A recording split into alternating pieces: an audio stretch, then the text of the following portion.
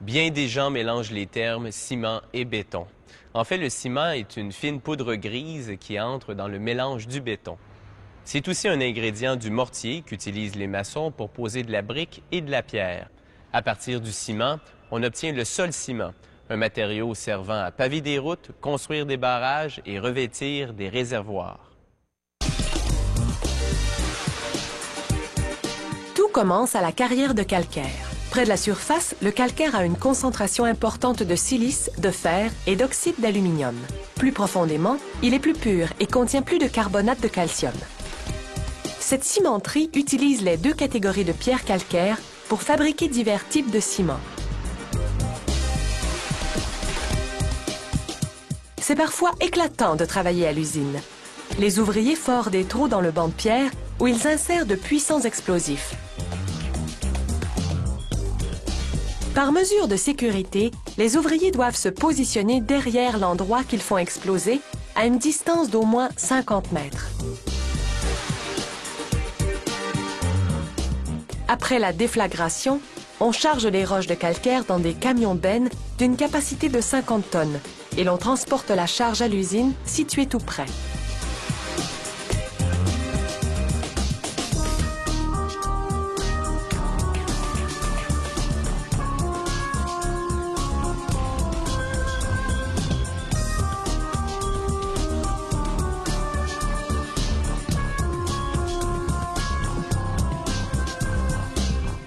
Arrivés à l'usine, les camions déchargent les roches dans le concasseur primaire.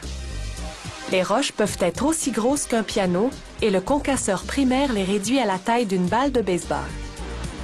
Il y a une pulvérisation d'eau constante pour éviter les émanations de poussière.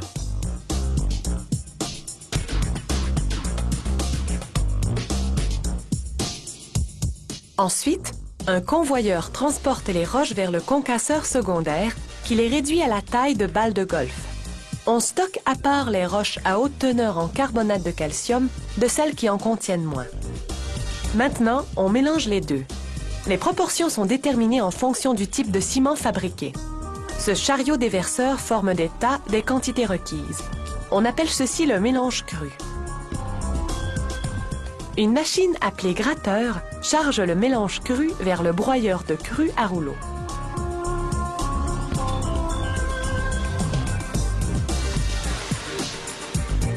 Selon la quantité de minéraux déjà présents dans la roche broyée, l'usine ajoute des minéraux tels la silice et l'oxyde de fer. Le broyeur sèche, mélange et broie tous les ingrédients uniformément pour produire une poudre de roche qu'on appelle poudre de cru. On envoie ensuite la poudre de cru dans une tour de préchauffage où elle est chauffée à une température de 870 degrés Celsius. Dans ce processus, les minéraux commencent à fusionner, ce qui permettra de les durcir une fois hydratés avec de l'eau. Une fournaise à calciner permet, grâce à une réaction chimique, de retirer 95% du dioxyde de carbone contenu dans la poudre et de produire la chaux, l'élément le plus important dans le ciment. Puis, la poudre est acheminée dans un immense four rotatif. Il est légèrement incliné de telle façon que la poudre voyage de haut en bas sur une distance de 49 mètres. Le four effectue 2 rotations à la minute pour que la poudre voyage à la bonne vitesse. Au fond du four, la flamme du brûleur atteint 1600 ou 1700 degrés Celsius. Lorsque la poudre s'en approche et que sa température atteint les 1500 degrés, elle fond partiellement et se fusionne en morceaux de la taille d'une bille. On appelle ça le clinker. En quittant le four, le clinker est refroidi par d'immenses ventilateurs pour abaisser sa température à environ 60 degrés Celsius.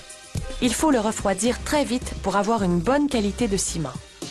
Ensuite, le clinker est envoyé dans une aire d'entreposage.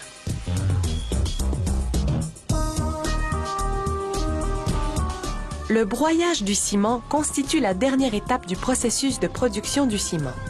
On ajoute du gypse au clinker. Le gypse retarde le durcissement du ciment, ce qui permet de travailler le mortier ou le béton pendant 2 heures avant qu'il ne fige.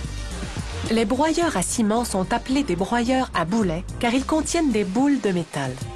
Pendant que le broyeur tourne, les boules écrasent et broient le clinker et le gypse pour en faire une poudre très fine.